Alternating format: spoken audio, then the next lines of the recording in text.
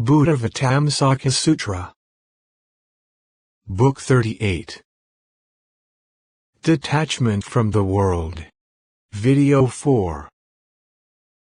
Great enlightening beings have 10 peerless states, which no listeners or individual illuminates can equal. Though great enlightening beings see absolute truth, they do not grasp it as their realization, because all their vows are not yet fulfilled. This is their first peerless state. Great enlightening beings plant all roots of goodness, equal to all realities, yet do not have the slightest attachment to them. This is their second peerless state. Great enlightening beings, cultivating the practices of enlightening beings, know they are like phantoms, because all things are still and void, yet they have no doubt about the way of Buddhahood. This is their third peerless state. Great enlightening beings, though free from the false ideas of the world, still are able to focus their attention and carry out the deeds of enlightening beings for innumerable eons, fulfill their great undertakings, and never give rise to a feeling of weariness therein. This is their fourth peerless state.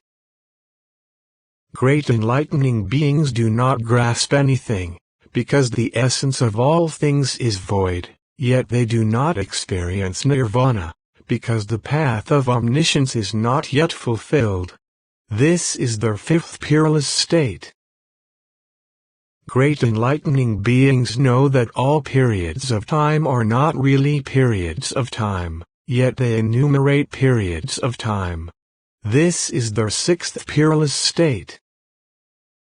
Great enlightening beings know nothing creates anything, yet they do not give up making the way in search of Buddhahood. This is their seventh peerless state.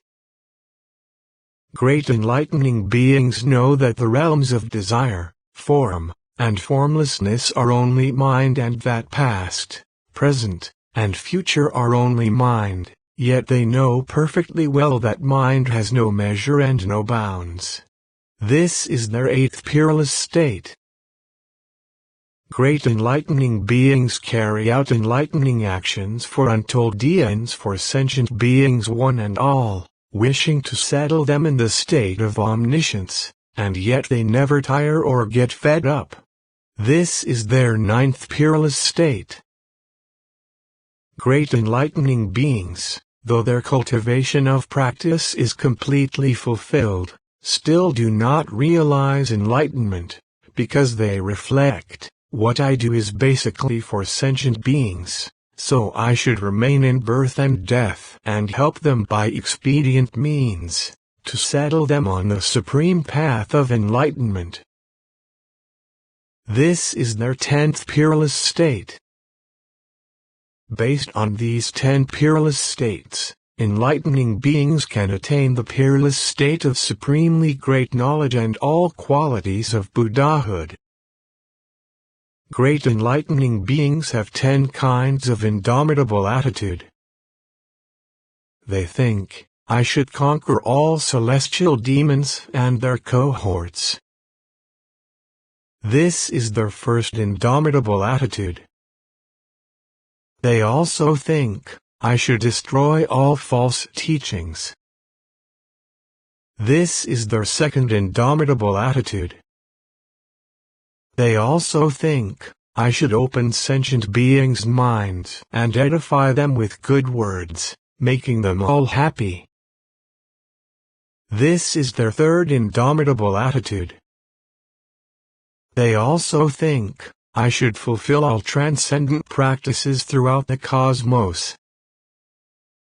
This is their fourth indomitable attitude. They also think, I should amass all virtues. This is their fifth indomitable attitude. They also think, supreme enlightenment is vast and hard to accomplish. I should cultivate practice to bring it to complete consummation. This is their sixth indomitable attitude.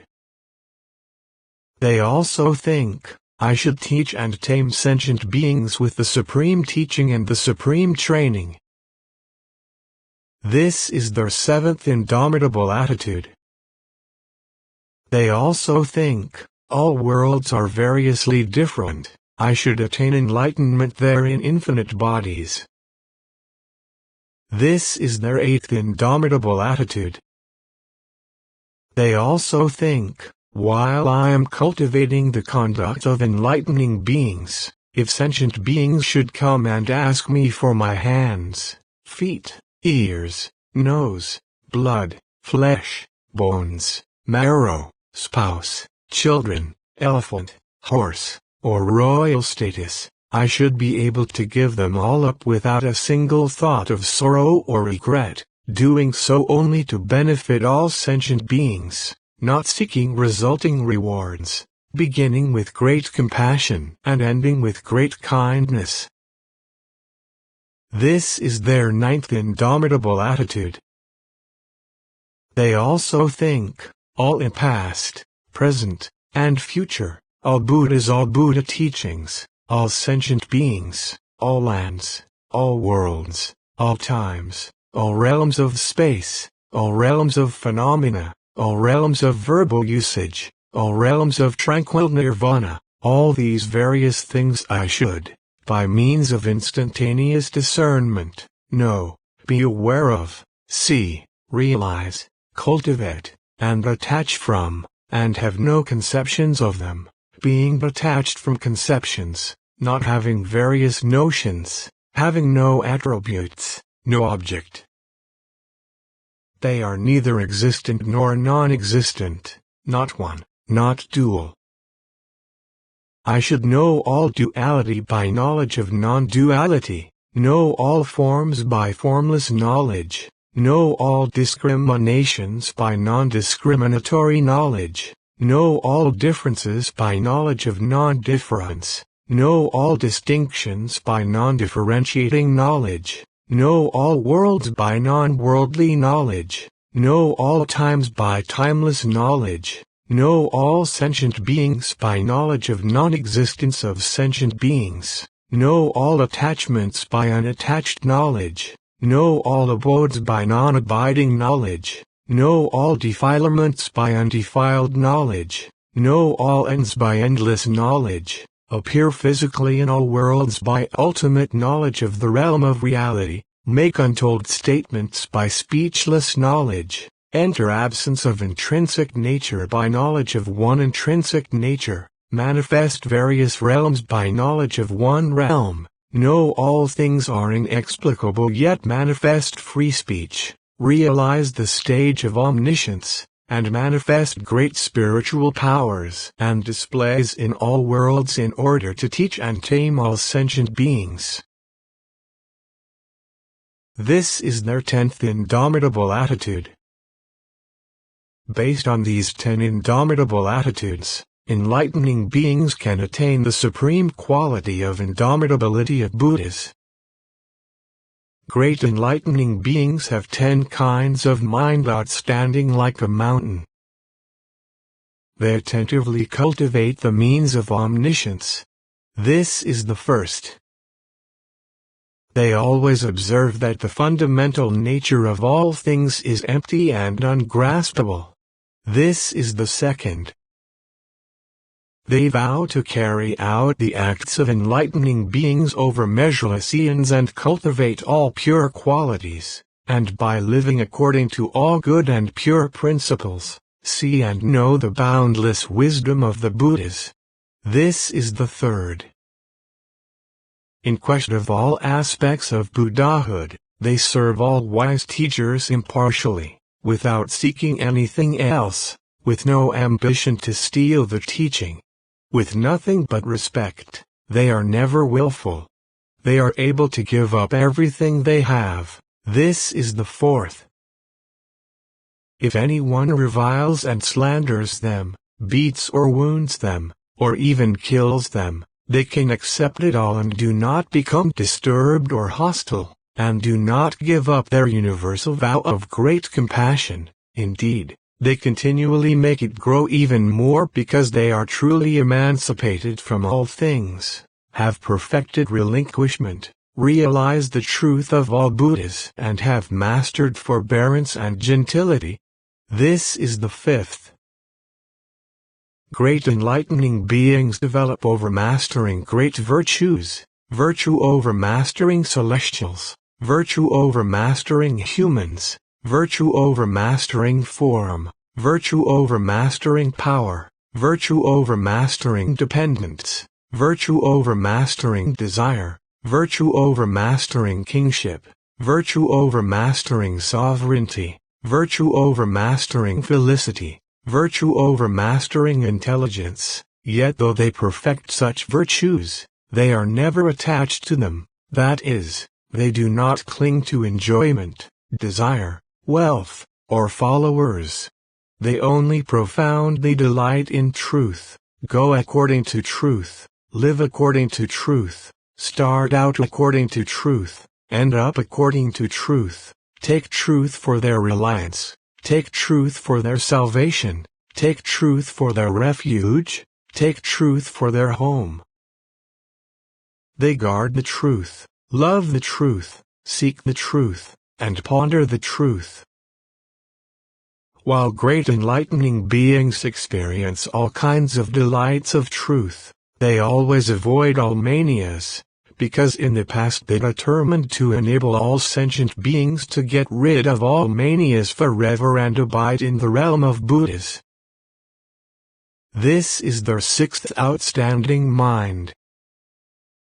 Great enlightening beings have already practiced the way of enlightening beings diligently for immeasurable eons in quest of unexcelled, complete perfect enlightenment, yet they still think of themselves as just having set their hearts on enlightenment and carry out the acts of enlightening beings, without fright or fear. Though they are able to attain unexcelled complete perfect enlightenment in an instant, yet for the sake of sentient beings they carry out enlightening practices ceaselessly for measureless eons. This is their seventh outstanding mind. Great enlightening beings know all sentient beings are by nature not harmonious or good and are difficult to harmonize, difficult to liberate, are heedless and ungrateful. Therefore, enlightening beings make great vows for their sake, wishing to enable them to attain mental and intellectual freedom and autonomy, to be unhindered in their actions, to give up evil thoughts, and not to afflict others. This is their eighth outstanding mind. Great enlightening beings also think, nobody makes me aspire to enlightenment, and I do not wait for others to help me cultivate practice. I aspire to enlightenment of my own accord, accumulate the qualities of enlightenment, and am determined to work on my own, traveling the path of enlightening beings forever, and accomplish unexcelled, complete perfect enlightenment. For this reason I now cultivate the practice of enlightening beings. I should purify my own mind and also purify others' minds. I should know my own sphere and also know the spheres of others. I should be equal in perspective to the Buddhas of all times. This is their ninth outstanding mind. Great enlightening beings perform this contemplation. There is not a single thing that cultivates the practice of enlightening beings, not a single thing that fulfills the practice of enlightening beings, not a single thing that teaches and tames all sentient beings, not a single thing that honors all Buddhas, not a single thing that has been or will be or is ever attained or explained in complete enlightenment. The teacher and the teaching are both ungraspable. Yet they do not abandon unexcelled, complete perfect enlightenment. Why? Because enlightening beings search out all things and find they cannot be grasped. This is how they develop supreme perfect enlightenment. Therefore, although they do not obtain anything, yet they diligently cultivate dominant good actions and pure curative measures, so that their knowledge and wisdom develop fully, growing moment by moment to total repletion. They are not frightened by emptiness and do not think, if all things are null, what is the sense of seeking the path of supreme enlightenment? This is their 10th outstanding mind. These are enlightening beings, 10 mountain-like outstanding minds directed toward unexcelled, complete perfect enlightenment, based on which enlightening beings can attain the mountain-like outstanding mind of supremely great knowledge of Buddhas. Great enlightening beings have 10 kinds of oceanic knowledge entering into unexcelled, complete perfect enlightenment. They penetrate all realms of sentient beings. This is their first oceanic knowledge. They penetrate all worlds without giving rise to arbitrary discriminations. This is their second oceanic knowledge. They know all realms of space are measureless and immaterial, and enter the network of all different worlds in the 10 directions. This is their third oceanic knowledge.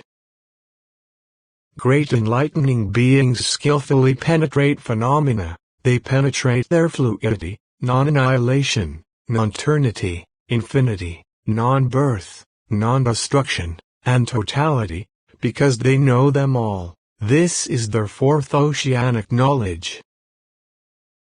Great enlightening beings know the roots of goodness accumulated by the Buddha's enlightening beings, listeners, individual illuminates, and all ordinary people, of the past, present, and future. The roots of goodness they have accumulated, do accumulate, and will accumulate. The roots of goodness already accomplished, now being accomplished, and to be accomplished by the Buddhas of all times in perfect enlightenment, and the roots of goodness in the teaching and civilizing of all sentient beings by the Buddhas of all times. Knowing all these, they believe in them, approve of them, aspire to them, and cultivate them tirelessly.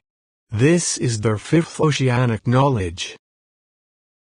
Moment to moment great enlightening beings enter untold eons of the past and know how many Buddhas appeared in each eon, no matter how unspeakably many they were, and know their congregations, their teaching and training methods, the lifespans of all the sentient beings, and how long their doctrine lasted. All this they see clearly, in each and every eon. They also know if there were sentient beings who planted roots of goodness for enlightenment in ages when there were no Buddhas. They also know if there are any sentient beings who will get to see Buddhas in the future, when the roots of goodness ripen. In this way they tirelessly examine untold eons of the past. This is their sixth oceanic knowledge.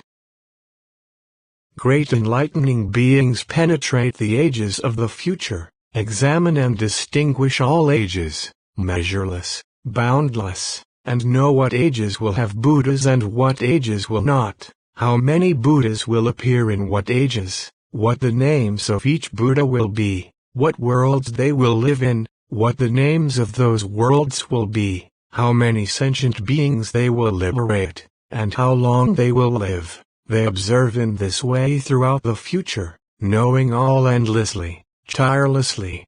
This is their seventh oceanic knowledge. Great enlightening beings enter the present, observe and reflect, and moment after moment see boundless kinds of worlds in the 10 directions, each having Buddhas who have attained, are attaining, and will attain supreme enlightenment. As they go to the site of enlightenment, sit under the tree of enlightenment, conquer the demons, attain unexcelled, complete perfect enlightenment, get up and go into the city, ascend to the heavens, expound the subtle truth, turn the great wheel of teaching, manifest spiritual powers, tame sentient beings, and finally hand on the teaching of complete enlightenment, give up their lives, and enter final nirvana. After they have entered nirvana, their teachings are collected to preserve them in the world. The Buddha's monuments are adorned and honored in various ways. The enlightening beings also see the sentient beings in those worlds encounter the Buddha's teachings, accept and preserve and repeat them, remember and ponder them, and increase in wisdom and understanding. They extend such observations throughout the 10 directions and have no misunderstandings about the Buddha's teachings. Why? Because great enlightening beings know the Buddhas are all like dreams, yet they go to all Buddhas and honor them. At such times enlightening beings do not cling to their own bodies, they do not cling to the Buddhas, they do not cling to the world, they do not cling to the congregation, they do not cling to the preaching, they do not cling to the age. Yet they see the Buddhas and hear the teachings, observe the world and enter into all ages tirelessly. This is their 8th oceanic knowledge. Great enlightening beings honor countless Buddhas in each age, for untold eons, appearing to die in one place and be born in another. They honor the Buddhas as well as the enlightening beings and disciples in their congregations, with all kinds of transmundane offerings. After the Buddhas pass away, they honor the relics with unsurpassed offerings and also extensively practice charity, satisfying sentient beings. With an inconceivable mind, a mind not seeking reward, with ultimate determination to provide benefit, great enlightening beings, for the sake of supreme complete perfect enlightenment, honor the Buddha's benefit sentient beings, preserve the true teaching, and reveal and expound it, for untold eons. This is their 9th oceanic knowledge. Great enlightening beings wholeheartedly seek, from all Buddhas, from all enlightening beings, from all teachers of truth, the principles expounded by enlightening beings, the principles studied by enlightening beings, the principles taught by enlightening beings, the principles practiced by enlightening beings, the methods of purification of enlightening beings, the methods of development of enlightening beings, the methods of training of enlightening beings, the methods of equanimity of enlightening beings, the methods of emancipation of enlightening beings, and enlightening beings' methods of total mental command. Having obtained these teachings, they absorb and retain them, read and repeat them, analyze and explain them, never tiring of this, causing countless sentient beings to develop an awareness of the Buddha teachings that corresponds to omniscience, to penetrate the characteristics of reality, and to attain non-regression in respect to unexcelled, complete perfect enlightenment. Enlightening beings continue this way tirelessly for untold eons. This is their 10th oceanic knowledge. These are the 10 oceanic knowledges by which great enlightening beings enter unexcelled, complete perfect enlightenment. Based on these, enlightening beings can attain the ocean of supreme knowledge of Buddhas. Great enlightening beings have 10 kinds of jewel-like state in unexcelled complete perfect enlightenment. They go to the Buddhas in countless worlds, behold them, pay obeisance to them, serve them and honor them with offerings. This is their first jewel-like state. They listen to true teaching from inconceivably many Buddhas, absorb it and remember it, analyze and ponder it, increasing in awareness and wisdom, carrying this out everywhere. This is their second jewel-like state. They disappear from this land and appear to be born elsewhere, yet have no confusion about the Buddha teaching. This is their third jewel-like state. They know how to elicit all principles from one principle and are able to analyze and explain each of them, because the various meanings of all principles are ultimately all one meaning. This is their fourth jewel-like state. They know how to reject afflictions, how to stop afflictions, how to prevent afflictions, and how to extirpate afflictions. They cultivate the practices of enlightening beings, do not experience absolute truth, but ultimately arrive at the further shore of ultimate truth. With expedient skill they learn well what is to be learned and cause their past vows to reach fulfillment, without physical fatigue. This is their fifth jewel-like state. They know that all the objects of mental discriminations of enlightening beings have no location, yet they still say there are various locations. Though they have no discrimination and do not create anything, yet because they want to tame all sentient beings they do cultivate practices and do act. This is their sixth jewel-like state. They know all things are of one and the same essence, which is no essence, no variety, no infinity, no calculability, no measurability, no form, no characteristics whether one or many, all are ungraspable, yet they know for certain what the norms of Buddha's enlightening beings, individual illuminates, hearers, and ordinary people are, what things are good and what are not good. What is mundane and what is supramundane, what is in error and what is without error, what is contaminated and what is uncontaminated, what is compounded and what is uncompounded. This is their seventh jewel-like state. Great enlightening beings find that Buddha cannot be grasped, enlightening beings cannot be grasped. Phenomena cannot be grasped, and sentient beings cannot be grasped. Yet they do not give up the vow to tame sentient beings and enable them to attain true enlightenment. Why?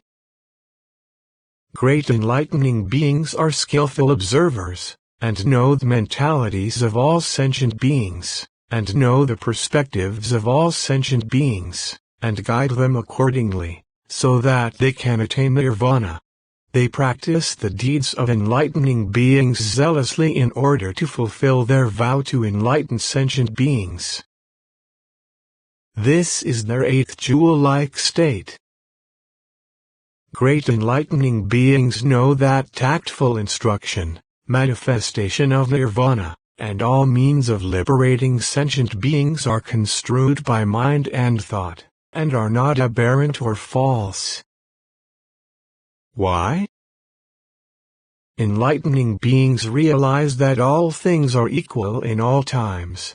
They do not move from thusness, yet do not abide in ultimate truth. They do not see that there are any sentient beings who ever have received, will receive, or do receive teaching, and they know in themselves they have nothing to practice, there being nothing at all born or perishing that can be grasped. Yet they cause their vows not to be in vain by means of all things. This is their ninth jewel-like state.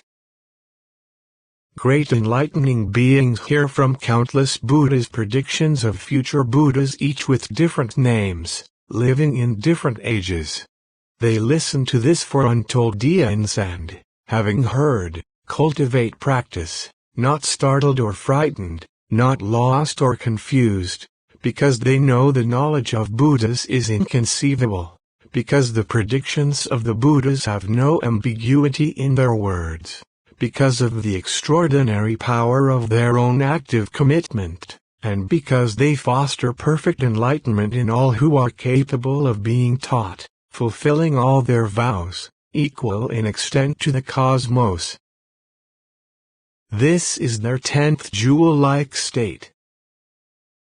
Based on these 10 jewel-like states in unexcelled, complete perfect enlightenment, enlightening beings attain the jewel of supreme great knowledge and wisdom of Buddhas.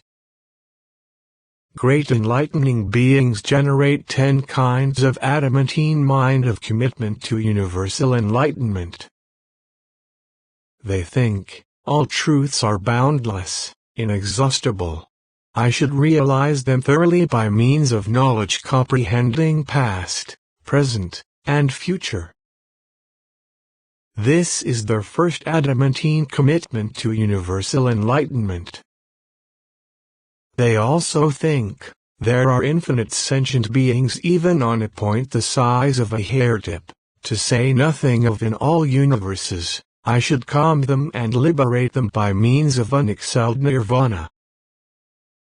This is their second adamantine commitment to universal enlightenment. They also think, the worlds of the 10 directions are measureless, boundless, limitless, inexhaustible. I should adorn them all with the finest adornments of the Buddha lands, with all the adornments being truly real. This is their third adamantine commitment to universal enlightenment. They also think, sentient beings are measureless, boundless, limitless, inexhaustible. I should dedicate all roots of goodness to them and illumine them with the light of unexcelled knowledge. This is their fourth adamantine commitment to universal enlightenment. They also think, the Buddhas are infinite, boundless, unlimited, inexhaustible. I should dedicate the roots of goodness I plan to offer to them, causing those roots of goodness to reach everywhere, with no lack. After that I will attain unexcelled complete perfect enlightenment. This is their fifth adamantine commitment to universal enlightenment. Seeing all Buddhas and hearing their teachings, great enlightening beings become very joyful, not attached to their own bodies or to the bodies of Buddhas. They understand the body of a Buddha is not real or unreal, not existent or non-existent, not of a particular nature, not without nature, not material, not immaterial, not form, not formless, not born, not extinct, really without existence yet not destroying existence. Why? Because it cannot be grasped through any nature or characteristic at all. This is their sixth adamantine commitment to universal enlightenment. If anyone should revile or beat enlightening beings, cut off their hands or feet, gouge out their eyes, or even cut off their heads, they are able to bear it all and never become angry or vicious as a result of this. They cultivate the practices of enlightening beings for countless eons, taking care of sentient beings, never abandoning them. Why? Because enlightening beings have already observed all things to be non-dual, and their minds are undisturbed. They can give up their own bodies and endure those pains. This is their seventh adamantine commitment to universal enlightenment. Continue to video 5.